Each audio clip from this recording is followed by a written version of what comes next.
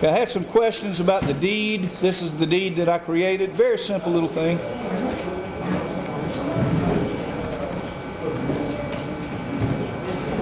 We'll go through it right quick and show you what we did. First thing you need to understand about legal stuff. It's your stuff. You do what you want. As long as you file, as long as you keep with the format that you're used to seeing, the font size, the borders, and the headings are done properly. I don't care what's in the body of that thing much. As long as you do it, follow their basic forms, you can do whatever you want. I create new legal documents all the time. I've been doing it for years. And they say, well, you can't do this. Sure, I did. I did. Who's going to tell me I can't? Who's to stop me? I do it all the time. And I win, too, by the way. And this is just a deed. This says deed. It doesn't say warranty deed. Actually, the proper name of this would be called a deed in fee. If it was actually named, that's what I would call it. I put that in the body, but I didn't want to cause a ruckus. So I didn't put it in the title, but it's in the body, so it's still the same. It says, no all men by these presents, that in consideration of $25 in gold and or silver coin and other good and valuable considerations in hand paid in the grantor's name by the grantees' names. The signature of the grantor is acknowledged by the notary and the witnesses undersigned below. This deed is to the below described land, has been delivered, accepted by the grantee, and we hereby take possession and do occupy the land. The grantor does for himself and his heirs and assigns convey this lawful deed in fee simple to the grantee, his heirs and assigns forever, without encumbrance, including all hereditaments and appurtenances. That's two words we need to go over. The grantor agrees to defend title to this land in the event that the question of lawful ownership arises at a future time. It's that simple. Now, what is a deed in fee? In common law, a deed in fee was one of the most powerful deeds. It means you had absolute title to the land. You could use it however you chose it. Okay? It was not ownership because patent was on the ownership, but it was the highest deed that I could find. It's called deed in fee. Now, I didn't put it in the title, but I did, if you'll notice, in the body of the text. Okay, you put your legal description in, and you can use this format. It's on your in your information, and all this stuff will be in there. You got signatures now. I put in here you can use two common law witnesses. You can also notarize it, or you can do either or. It's a choice. The reason I do my documents this way is because some places it's hard to get a notary. I know there's places out in the Midwest you have to drive hundreds of miles to just get to a notary. They don't have them everywhere. And so what I do is I give you the option. Now you can do both if you want to. I like to do both, but you don't have to. You can do either or, and it's just as lawful. If you do the two witnesses, just do away with it. Delete the jurat. Don't worry about it. If you got two witnesses, it makes a contract in law. So you can do either or. And you can do both. It's your option. You can do it. But that's the deed in fee. It's a very simple document. You put your legal description in there. And that's as good as any deed you can go pay hundreds of dollars to a lawyer to get. It'll hold up in court. Now, of course, if you go to an attorney and take it to an attorney, this thing is no good, because he wants your $400 or $500 to build you a new one. Yes, it'll be on your disc. Does that need to be signed by the grantor and the grantee? Yes, I do it both ways. Why? And so the grantor is the straw man? Is that? It doesn't matter on this. This is a contract. This is a simple contract. It's a legal contract. Has nothing to do with debtor or secured party at this point. This is a contract. You got this on. Who's it between? It's between the grantor and grantee. Right.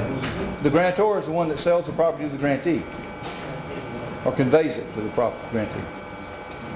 The grantor is the owner. No, I understand. He conveys it to the grantee.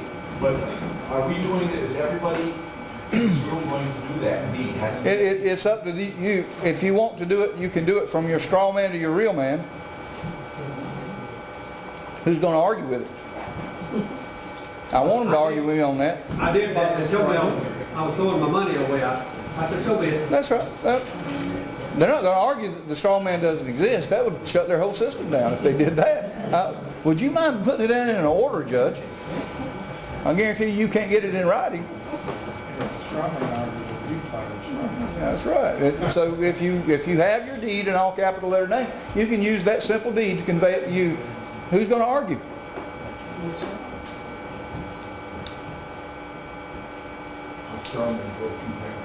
Yeah. So just use it accordingly, and if you need it, if you don't, if you got a better one, that's fine. It doesn't really matter. The intent is what matters. If you can show the intent in law, that's what matters in law. The form is not as important as the intent. And it's real important the intent is clear. And it's very clear. I don't think there's any room for misunderstanding on that little simple document what they meant to do. And that's all that's required. Okay? I better put my microphone back on.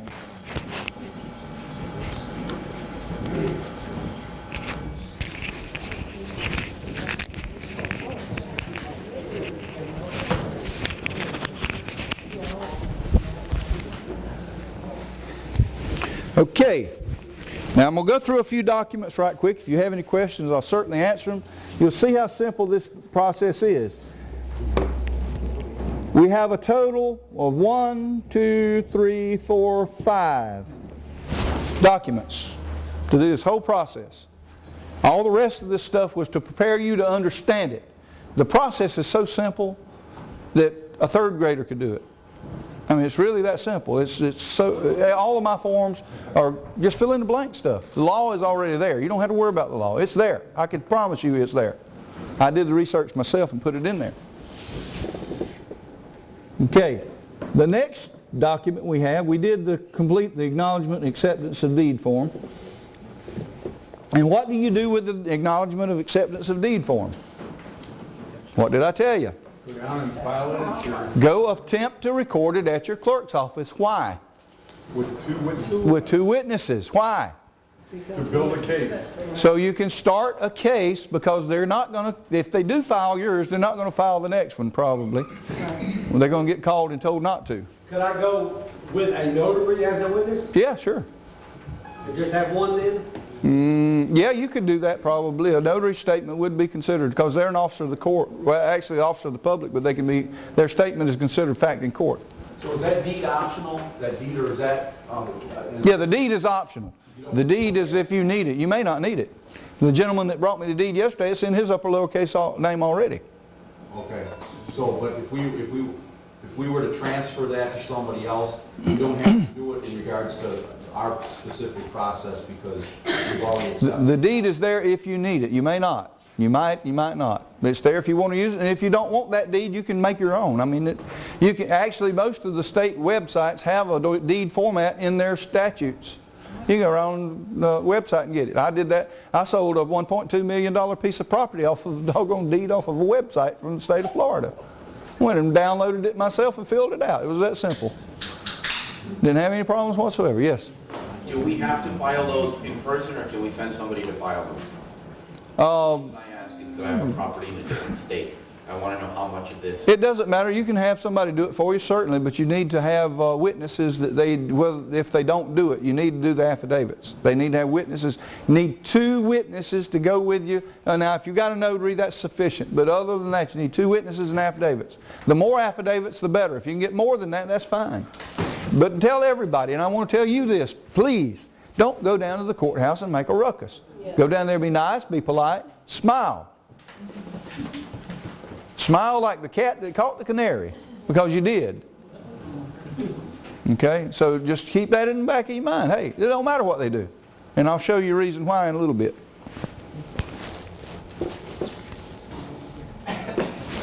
Okay, the next document that we do, and these do go in order, by the way. And they're all listed on your little check sheet if you'll follow along with me on your check sheet. Checklist that you got. Is the grantee assignee / assignee's notice of update of land patent.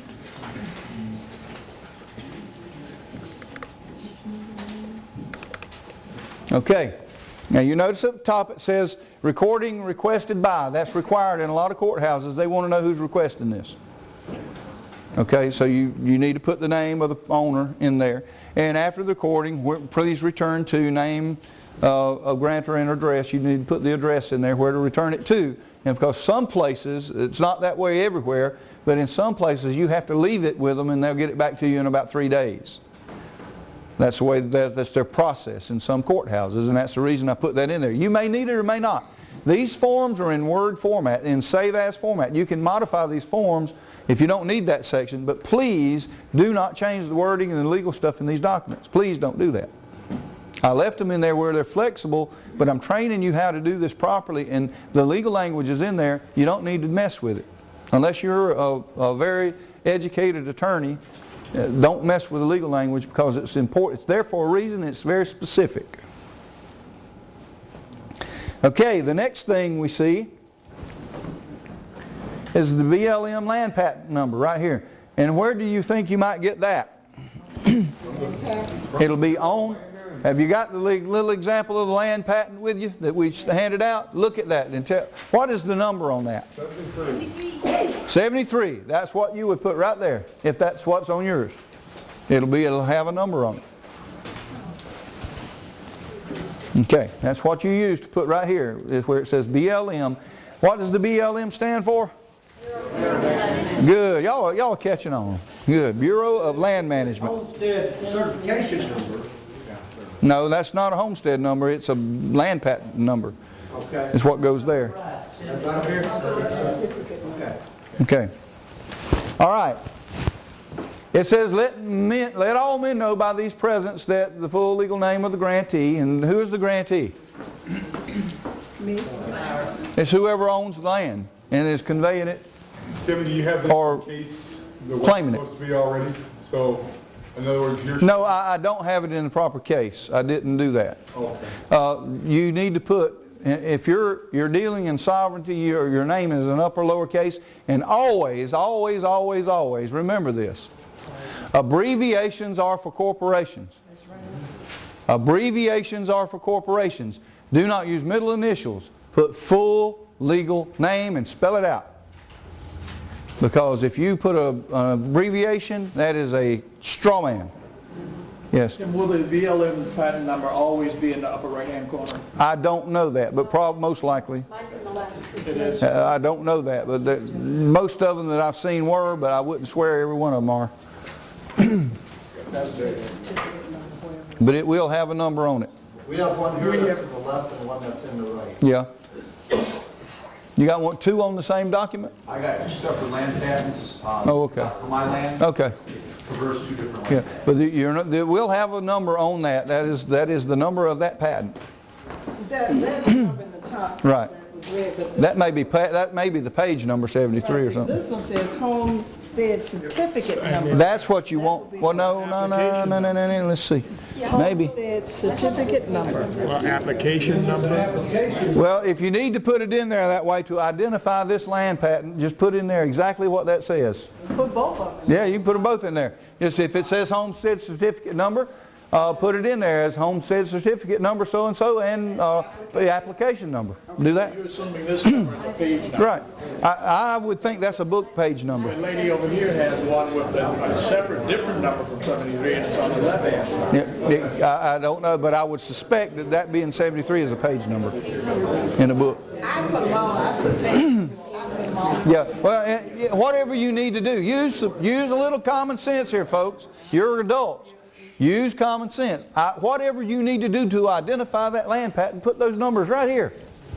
You can modify this to represent what you have, because there's no standard across the board for all this stuff.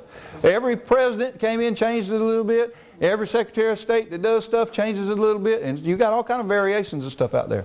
Just like on mine says warrant number. And that's fine. You just put BLN patent number, put warrant number so-and-so. It identifies that document.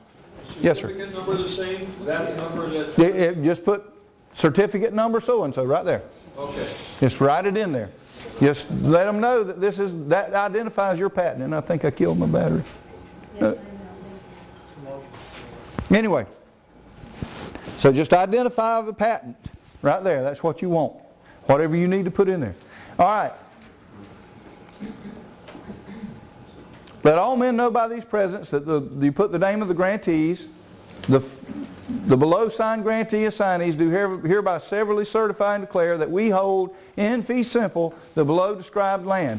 I/we bring forward and update the above numbered land patent into our lawful names. This is a formal notice that the grant has been acknowledged, delivered, accepted, and I or we and our heirs and assigns have taken lawful possession or possession lawfully by right of possession of land patent and do occupy the land. What is right of possession? It's a maxim of law. Right of possession is maxim of law that if you have that, you hold the title of that land, you have right to possession. Very powerful international maxim of law.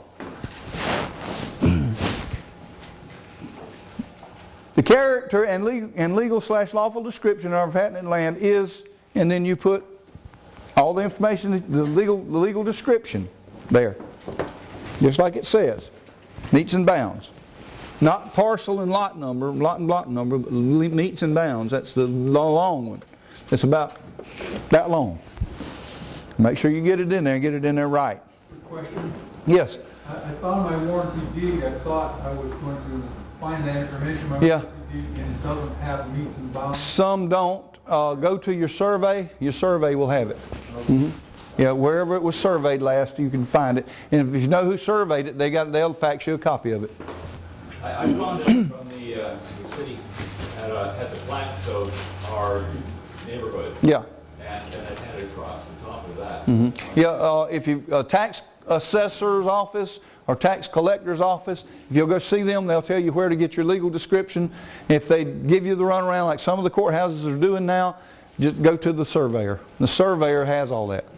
That's how they describe the land, and it has to be done that way.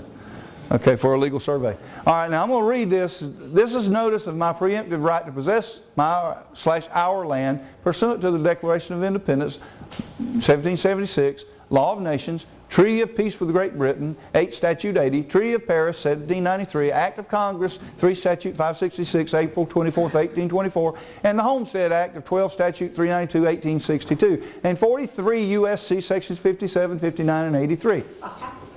We got some law in here to back this stuff up, folks. And go research it. You'll find it's there. The grantee assignee is mandated pursuant to Article 6, Sections 1, 2, and 3, Article 4, Section 1, Clause blah, blah, blah, and of the 4th, 7th, 9th, and 10th Amendments, United States Constitution 1789 through 91, and numerous legislative positive laws to update the land patent by acknowledgement, taking delivery, accepting, taking possession, and occupying, and bringing forward the land patent into the grantee assignee's name. This is my or our formal declaration that this process is lawfully executed and completed, being effective non-pro-tunc means back to the date that you first bought the property. Now it's going to kind of throw the bank in a kink, isn't it? This is the only lawful method that perfect title can be held in our names per Wilcox versus Jackson at 13 Peter U.S. 498, page 101, edition 264. All questions of fact decided by the General Land Office are binding everywhere, and injunctions and mandamus proceedings will not lie against it. What does that mean? Tim, I have a question on the date of the deed there. Is that the latest one we just did where we changed it to us accepting the deed, or the original from? I would go back to the original date. When we did Yeah, you can do that, yeah. Okay. Yeah, you can go back to the original deed because that's when you showed that you had interest in the property. Because all you got to do is show interest, legal interest. The law is very clear about that. If you can show you had interest, then you can take lawful possession. Question? Even a deed or other document can do that. What if you had it on the will to you, it would go in? Go back to the date of the will. You can go back to the date of the will, absolutely. Okay. Okay, now where it's talking about all questions of fact decided by the general office are binding everywhere, and injunctions and mandamus proceedings will not lie against it. What does that mean? In law, that means you can't challenge it. If the BLM has issued a patent on that property, it is settled. You can't even challenge it. Where does that leave them? Nowhere. They don't have anywhere to go. What does that do to them? It takes the standing away to even challenge your claim. And this is all law. Go look at it. This is not patriot mythology. This is law. I don't do the patriot mythology junk. Okay. See Litchfield versus the Register. That is one of the cases, and that's the case site. This document is instructed to be attached to all deeds and conveyances in the names of the above parties and to never be separated from them. That's telling the clerk they can't separate this from your deed anymore. That means if that deed goes anywhere, this goes with it. The required recording of this document in a manner known as non pro tunc is mandated and endorsed by the United States positive supreme law and cited by case history in this document. This is a very powerful document, guys. This is one of the things that we put into that case in Utah last week, or last Tuesday, and the judge went, boop, I recused myself from this case. The notice in effect of a land patent or grant of public land is a public law standing on the books of the state, and every state has it. They have to. They acknowledge land patents. Every single state has it. And you put the state and county name in there, and is noticed to every subsequent purchaser under any conflicting sale made afterward of the date of the original land patent. And this is also documented by Wyman versus Gastrell. A patent alone passes perfect title to grantee, that's Wilcox versus Jackson again, when the United States has parted with a title by patent, legally issued and upon surveys made by itself and approved by the proper department, which would be the BLM. The title so granted cannot be impaired by any subsequent survey made by the government for its own purposes. That is in Cage versus Danks. That was actually a Louisiana case, Daniel. In the case of ejectment, where the question has been who has the legal, what is ejectment? That's when you're forced off your land. Well, so in a case of ejectment, where the question has been who has the legal title, the title patent of the government is unassailable. What does that mean? You can't challenge it. You can't even challenge it. You have no standing to challenge it. Sanford versus Sanford says that. The transfer of legal title patent to the public domain gives the transferee the right to possess and enjoy the land transferred. That's Gibbons and just versus Cotu. A patent for land is the highest evidence of title and is conclusive as evidence against the government. Against who? Even the government can't take it. And all claiming under junior parties or titles, and that's U.S. versus Stone, estoppel is hereby noticed and has been maintained as against a municipal corporation, and that's Beadle versus Smizer. They told the county you can't even challenge a patent. In Beadle versus Smizer, you don't have any standing to even challenge it. They produced the patent, they won. Until it issues, the fee is in the government, okay, which is by patent passes to the grantee, and he is entitled to enforcement, possession, and ejectment. Okay, the fee is in the government. What that means is that who pays the fee owns the land. The government took the land by different methods. Conquest, by treaty, by purchase. They own the land by right of possession. They transferred that right of possession when you paid the recording fees for the patent. That's what that means. When you paid the fees, it says that, and some of the patents actually say that when you've paid the fees, that one, I don't know if that one does, but it says the grantee has paid the fees and the grantor lawfully transfers the property to that grantee. All rights, all entitlements, forever. Okay. This is a very, very powerful document, guys. Don't take this for granted. This is true. This stuff is absolute law. Okay, state statutes that give lesser authoritative ownership of title than a patent cannot even be brought in federal court. That was Langdon versus Sherwood. Now what does that say? Say that again. State statutes that give lesser authoritative ownership of a title than a patent cannot even be brought in federal court. Who is the bank operating under? What are they operating under? State statutes. You catching on? See where we're at here? They can't even touch this in a federal court. If you have an issue with a bank and they're trying to claim an adverse possession and you take your patent into that federal court, they are bound by law to uphold your patent. And I can show you case. In fact, I got the thing going around now with all the cases on it. You need to read them. You need to look at at least the summaries of these cases, because it's very clear. And it says, in some of the cases, it says that for a county or a state to come against a land patent in court would be an embarrassment to the process and is not allowed. It's very powerful. The power of Congress to dispose of land cannot be interfered with or its exercise embarrassed. There it is right there. Exercise embarrassed by any state legislation, nor can such legislation deprive the grantees of the United States of the possession and enjoyment of the property granted by reason of any delay in the transfer of the title after the initiation of proceedings for its acquisition. That's Gibson versus Code 2. Now what does it say? They can't interfere with your enjoyment of the property even after the initiation of the proceedings to bring this forward. So as soon as we file it. That's what I'm telling y'all. Once you do this, there is nothing they can do. It is checkmate. You're talking about just initiating the patent process? Yeah, you're already in control when you do that. That's what I'm telling you. And this is right out of, that was Gibson versus Code 2. You go read the case. That's a Supreme Court decision, by the way, U.S. Oh, well, that might be, I don't know, it could be district. It's a U.S. court anyway.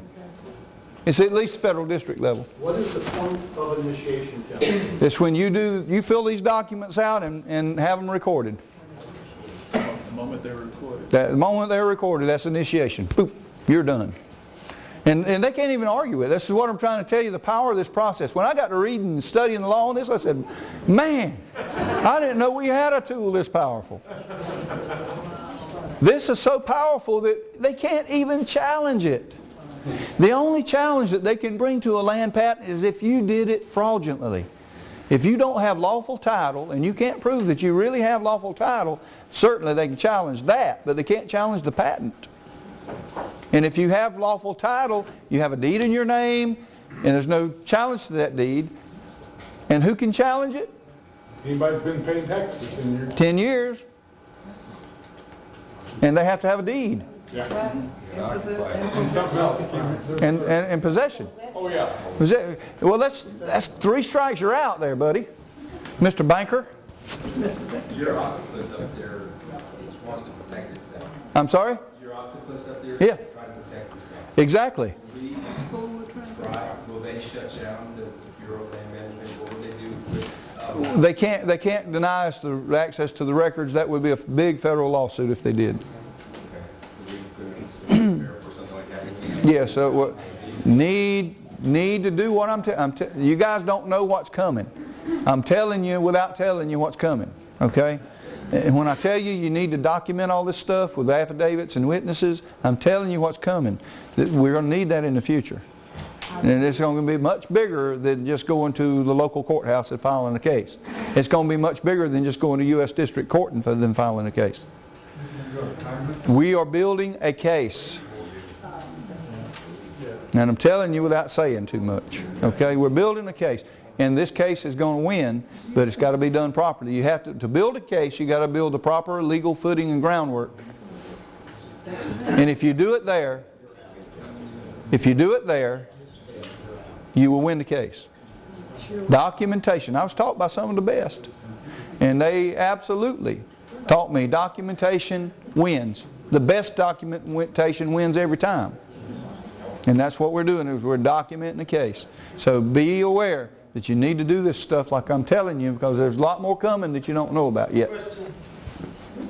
Yes? Tim, are you telling us then that if we come up against people who are up against this kind of stuff, that it's up to them to take care of it, and if we can't help them, they can contact somebody higher up in the Republic that can?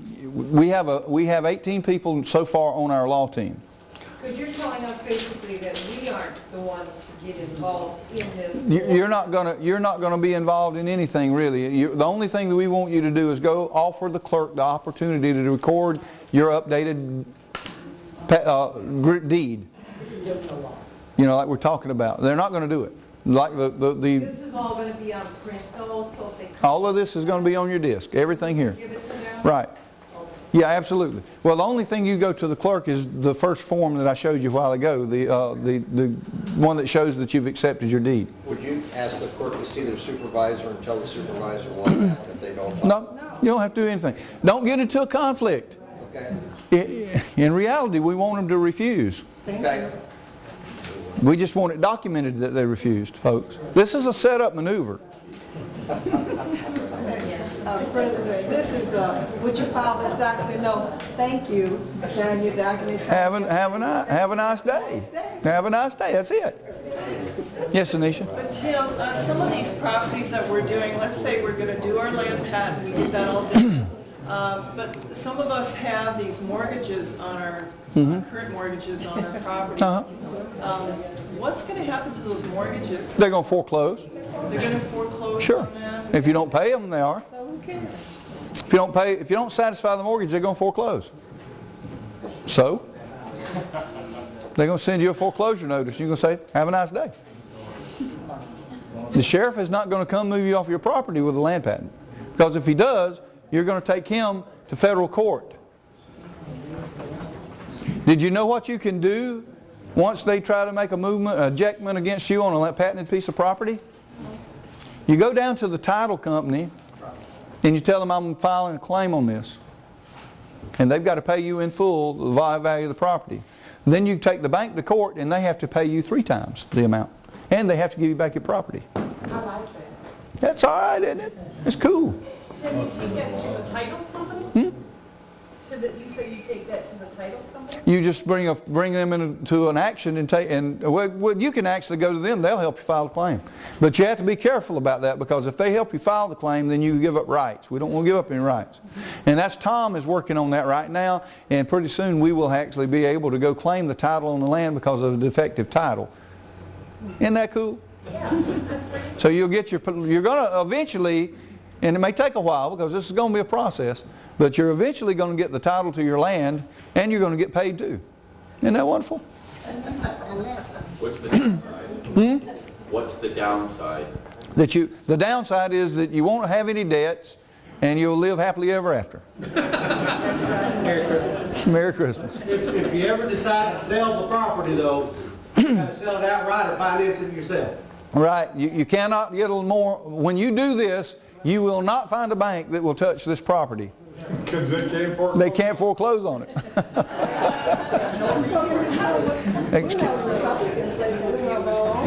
Oh yeah.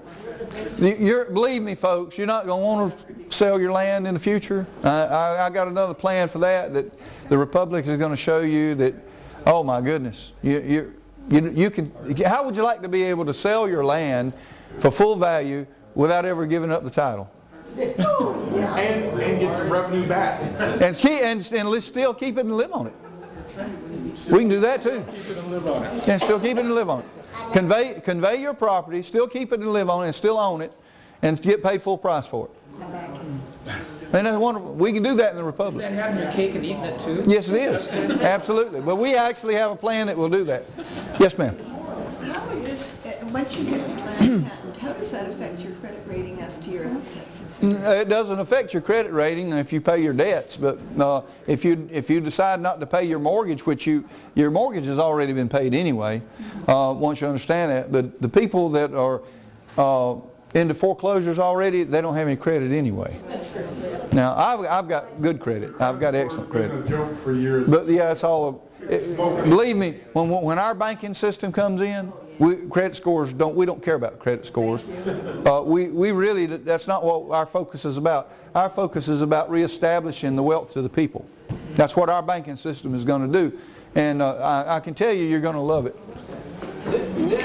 This will be the best thing that ever happened to farmers with farmland. Absolutely. What we need to do is bring our Yes, sir. Yes, sir. Daniel? The first one that you go record with the deed, in my situation, I have a will, so I don't have a deed. How would that? You have to have a deed made. So I need, You got the copy of that deed that I gave you. You can do. I need to go ahead through. Right. So you show ownership. So you can show. You've got plenty. You got your father's last will and testament that says what you're supposed to receive. So make you a deed. No, you did. I mean, that's actually, I've got a case on that. It actually says that. Okay. That a will is considered ownership. Or actually that the ownership of the property has been passed to the next generation. That's what you call a hereditament. Right now is a good time to look at that. Well, I was holding off on the quitclaim deed because I thought the patent would supersede that, but now I understand I need the deed in order. Well, you got to show title. You want to read this for me, hereditaments? If you will, just read the definition of it for me. This is what hereditaments means. What edition is that? Fourth, I think. Hereditaments, deeds capable of being inherited, be it corporeal, real, personal, or mixed, and including not only lands and everything thereon, but also heirlooms and certain furniture which by custom may descend to the heir together with the land. Okay. Woo. Okay. What you have to do is you have to include a hereditaments and appurtenances in your deed because you inherited your land, and that's legal. And now appurtenance is stuff on the land. We don't have to read that. It's just stuff on the land. Like the outbuildings. Outbuildings, yeah, or anything on it. Trees, water, minerals, everything. Appurtenances is all of it. Yes. If land is left to two owners and one of them is a member of the republic and the other is not, what do we do in that case? We don't care if one of them is a member of the republic, they can record their documents. Okay, so if in that case ultimately the member of the republic would get a land patent and would be the real owner? Yes. Thank you. Yes. You just gave me Of course, your brother. Well, now I will tell you this. Now, if he has proof that he has title to that land, he can challenge you on a fraud claim and break your patent, though. So you can only patent what you own. What happens if I wish to patent it, but the other person doesn't understand what's going on and does not wish to patent it? Well, if he doesn't bring the patent forward, you own the land. He can challenge it, though, and bring his forward, too. What if I'm going to get some land and I explain this to the other person? Will they at some point, I mean, at what point do I actually get there? You can also have a survey done and separate the property, however y'all choose to do, and just patent your portion of it. You can do that as well. Yeah, you just have to have a survey done. Yes? In the quitclaim deed, you said you need to have a pertinence And hereditaments. Hereditaments. And see me later and I'll give it to you. Okay. And hereditaments means you inherited the land, basically. And you inherited all rights to the land. Okay? All right, let's move on here. Okay, okay, and it talks about where you can't, the state legislation can't embarrass the process, and that they can't delay any transfer of title after the initiation process has been established. Okay, the existing system of land transfer is a long and tedious process involving the observance of many formalities and technicalities, a failure to observe any one of which may defeat the title. Even where these have been most carefully complied with and where the title has been traced to its source, the purchaser must be at his peril, there always being, in spite of the utmost care and expenditure, the possibility that this title may turn out bad. That's Yekel Torrens System 209. Patents are issued and theoretically passed between sovereigns, and that's leading fighter versus county.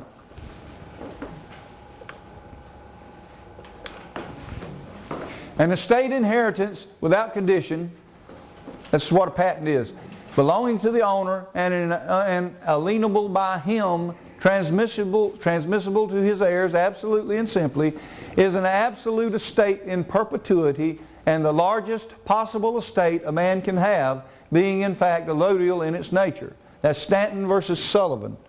The original meaning of perpetuity is unalienable, indestructible interest. That's unalienable, indestructible interest. That means it cannot be taken. Cannot. So with the title and the will, there's no ever concern of this ever coming up for probate or any of this nonsense? No, sir. It's all No, sir. statutory now. If you update your patent, you're the owner, period. And there's nobody, nowhere can challenge that except in fraud. If you didn't do it properly and they can prove fraud, they can break your land patent. That is the only possible way. And the only way they can do that is to prove that you got a bogus deed, that you didn't really do what you said you did, and you don't have a lawful deed. If you got a lawful deed, you can do this and you will absolutely own the property. Notice, the below signed grantees and assignees are in fact through perfected title by land patent, the lawful owners of the above described land held in fee simple, including all appurtenances and hereditaments. If this land patent is not challenged by any and all claimants within 90 days, now you can put 60 in there, I put 90, there was a disagreement between two people that had done it before, and one said 60, one said 90, so I put 90. I think 60 is sufficient. With lawfully documented proof to the contrary, this will be forever default judgment and estoppel against all future claims.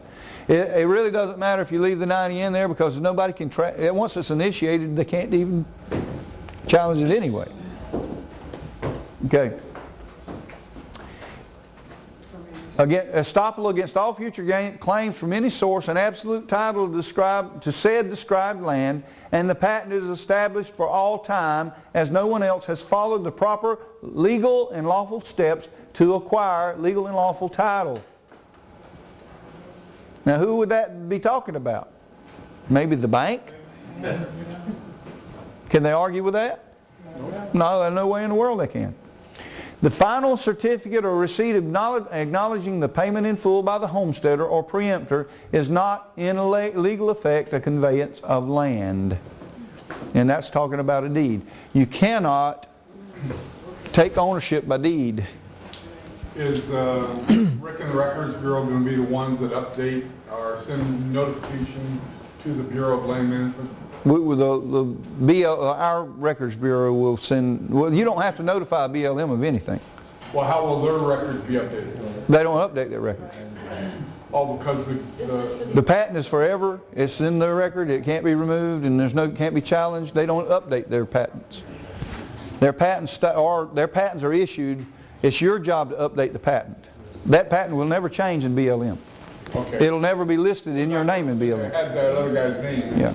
Yeah, well, because the patent was issued to him, and it can't ever be challenged. So whoever they conveyed it lawfully to, down through the ages, has the right to bring it up. Yes, sir. Can I add something there? Please. What's happening with this, and the reason they can't change the patent, is the patent was issued to a man, a sovereign, okay? It got out of their control. That can't be updated.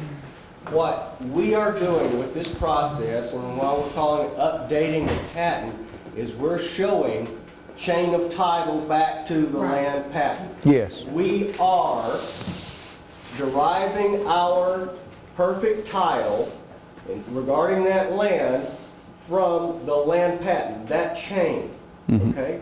So we're linking ourselves directly as if the patentee, or at that time, whoever's named on there, had done a conveyance of his perfect title to us. Well, my question is then, how does that get to the title company the next time? In other words, You don't do title companies anymore. You're done with title companies. okay, so then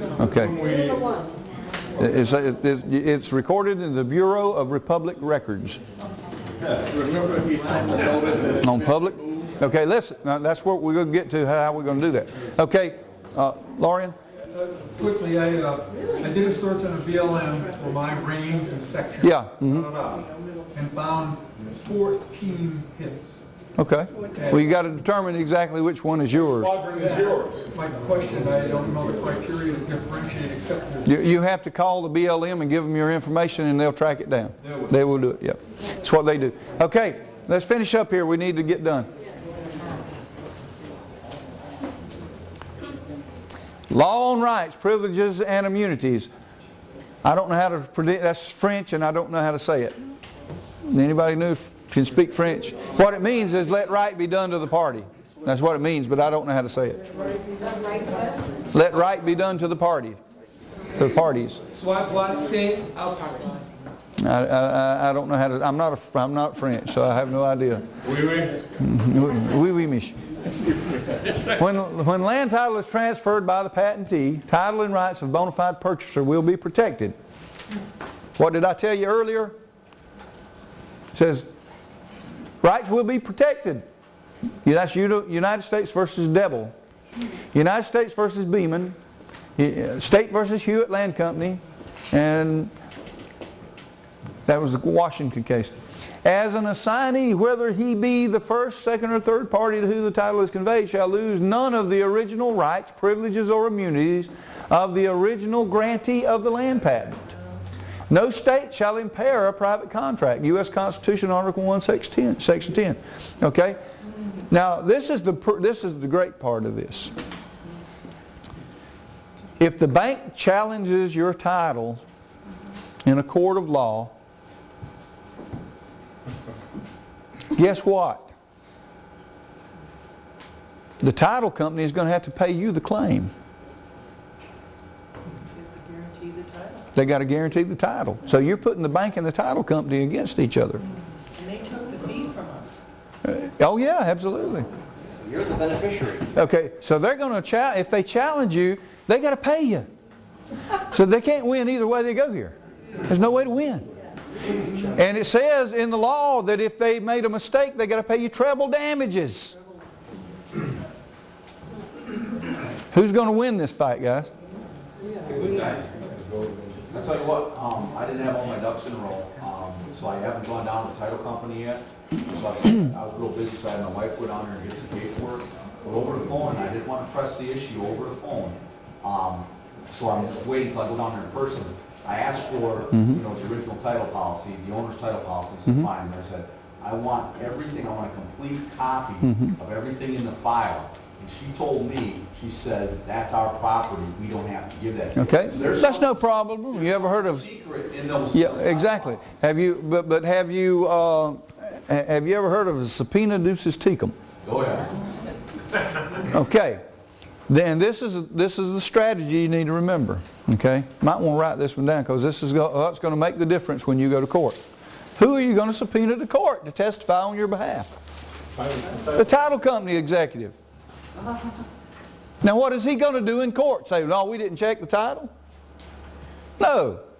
He's going to have to defend your title to pay the claim. You're talking about on the hot seat, that joker's on the hot seat because now he's over here, he's going to have to go against the bank or he's either going to have to admit that his company is in default. He don't have but two choices and ain't neither one of them good. However, that title company usually is writing for a company like, for instance, Safeco or That's fine. something like that. That's fine. And when they look at that, when that policy is written, an attorney looks at that title. So that attorney also becomes involved. He becomes a party That's right. and liable too. For people, this is just another thing, is that it never hurts for you to go to the courthouse and look at the book of deeds and book of mortgages, because right now we have a problem with identity. I know of a particular lady who owned her house free where she was going into an assisted living. She was going to sell her home. Suddenly she found out she had a $300,000 mortgage on her house she knew nothing about. So know what your chain of title is. Right, exactly. You're right. And see, the more this opens up, the more parties you're going to get involved, because not only is the lawyer involved and liable because of the fraud, his whole firm is. Remember, respondee superior. Always remember that. Okay. In federal courts, the land patent is held to be the foundation of title law, Finn versus Holmes. In federal courts? I wonder why. Because it was issued by the United States. You can't, there's no way to lose this. There's just no way. You can't. Unless you're in fraud, they can beat you, but other than that, there's no way.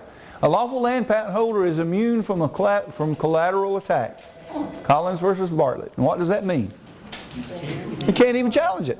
You don't have standing to challenge. And there's a bunch of cases there for that. Grantee assignee season in deed, that means they've accepted and taken possession of the deed. And lawful acknowledgement, delivery, acceptance, possession, and occupation. Now, do we cover everything? Acknowledgement, delivery, acceptance, possession, and occupation. All 5 elements are covered. Only applies to that portion of stated original land grant BLM number so-and-so as is described by legal description in this document and not the whole thereof. That means that I'm only claiming the part that I actually purchased or was conveyed to me. You're not claiming somebody else's land. You're only claiming your land. This includes all hereditaments, appurtenances, property, tenements, and all rights, including preemption rights and other rights as protected by the law. Now, what is the doctrine of preemption? That means that when the federal government passes a law, a state cannot pass a law that supersedes that law. That's the doctrine of preemption. So that what? Now, who issued the land patent? Who says it's lawful title? Federal government. Can a statute or ordinance or anything, regulation, overcome that? No. Doctrine of preemption says no. And that's why I put that in there. Now I see why you And y'all thought I was just another pretty face, didn't you? That's why I say don't change one word. Yeah, you don't. Every word means something. I mean, I've done a lot of research, legal research on this stuff. I'm telling you, don't change it. If you don't understand it, that one word means something. And if you don't understand that, that's why I explain these words to you, because you need to know.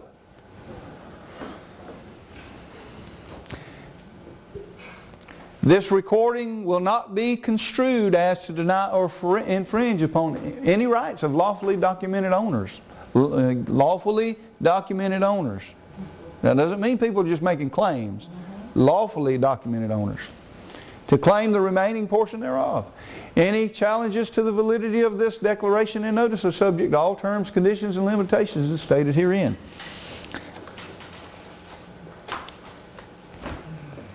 Failure of any lawful party in interest to bring forward a lawful challenge to this declaration and notice of land patent is as stipulated herein will be latches and estoppel. That means that's the end of the road, buddy. You can't, if you don't do it within the 90 days, you are never going to be able to do it. You're done. To any and all parties of interest, failure to make a lawful claim as indicated herein within 90 days of this notice will forever bar any claimant from any claim against my or our allodial estate as described herein. We will be final judgment herein fail not. And of course you've got the signatures of the grantee and assignee and the jurat for the notary. This document is a very, very, very powerful document. Because it not only makes the claim, it verifies the claim. This is what we refer to as a verified notice. It means it's got the law to back it up. The Yes. public notaries. I'm anticipating that the professional, astute criminals, seeing that this is an impenetrable wall, are going to invent a new way to steal identities or whatever to try to get into the system. There's going to be an attempt for people to try to take advantage of this process, but remember, and I've said it at least 4 or 5 times already, if there's any fraud involved, your land patent is no good. If there's any fraud involved in ownership of that property, your land patent is not worth squat. So if the bank did not do their paperwork correctly, for instance, you know, when you have title search or whatever, when you watch a property by conventional, and it can be shown or made difficult to defend yourself against an accusation, your existing title is fraud. So you're defending it now. This is what you're doing. Okay, if you've got a deed and you can show that you received a lawful deed and accepted that deed, which is the first process we do, then nobody else can challenge you. Yes, sir. If you personally bought property at a tax deed sale or a sheriff's sale, can you create a deed that is lawful or the person that was house was stolen from? If you buy a tax sale property and the former owner of that property protested it and they find out about this process, they can take it from you, yes. That's right. And they should be able to. And they should be able to because it was taken by fraud. So be very, did you read what I said? Buyer beware in here? I read you the side out of the law that says you better be careful because even the most careful consideration and investigation into the lawful property rights can be overturned by this. So you got to be very cautious. Don't buy anything that's questionable. Yes, sir? What were the, up above, what were the two signatures? What did they say on both those signature lines? There's two separate signature lines, is that right? There's one for printed name. Grantee and grantor. That's the grantee and grantor. Okay. That's the signature of the grantee and owner. In our particular instance, who's the grantee going to be? The grantee is who receives the deed. The grantor is the one who executes the Right, deed. who will that be? The transfer. Say my instance, is it going to be the living man granting it to the living man? No, well, in your day, you don't even need to. Yeah. You could do it that way. You got grantee on both, is that supposed to be husband and wife? Oh, I'm sorry. Or is it supposed to be grantee, grantor? Oh, okay. No, okay. This isn't. No, you don't. The grantor doesn't sign this. This is a grantee. This is the acceptance. Yeah, this is in case you got more than one, like a husband and wife. Okay. That's why I put that in. I just thought about that. Okay. And I was, upper lowercase on yes, ma'am. It says full legal name, Yes. okay, on my driver's license. Mm-hmm. It has That's your straw man. my first name, my maiden name, and my married name. Mm-hmm. What does your birth certificate say? Okay, is that what we go back? Yes. They issued another social security card Mm-hmm. under my maiden, my married name. Probably. They usually do. And you need to use whatever your given name was at birth on your birth certificate. Well, now you can put your married name too, but you know, like most women, you can use your married name, but you need your first name. Your last name is your family name. Okay, it's really belongs to your whole family, not just you. So you use your first name, your middle name, and you can use your married name because it's already, if you have a legally married, if you have been lawfully married or legally married, you can carry your husband's name legally. That's fine. And Tim, as I understood what you said before, in order for us to approach and put this paperwork into the Bureau of Public Records, we have to get refused to put it into the... No, you don't care if they file it or not down there. They're going to refuse. The purpose of even going to the county is to build a case. Most of them won't file it. Some of them might. We don't care. It has no effect on it anyway, because all you're taking down there is just your deed and that one paper. You're not taking the rest of it down there. Just that one deed and one paper. You don't want us to attempt to file the land patent? No. All they're going to get is a notice. Okay, we'll get to that in just a bit. Okay, it's lunchtime. We're going to have to take a break for lunch. Need to break here because the rest of that's just the jurat. And we'll come back and we'll get on the rest of our documents. I got to go through these documents. But you can see how easy these documents are to fill out. All you do is where the highlights are red, you put the stuff in there. That's it. What it says. And this is so easy. But I'm trying to make sure you understand the power of this process. The law is there, folks. Go study it. Go read it. It's there. Tim, do you want any spelling corrections? Yeah, if there's any spelling corrections, sure. Here, I need you to call home as soon as you... Okay. Listen up. Be back at 1:30. We got a lot to cover. Want me to give it to you in writing? Or just wait, give it to me later. Right now, I'm kind of busy. Mine says third party, that's the same as agreement. Yes. Okay. Yeah.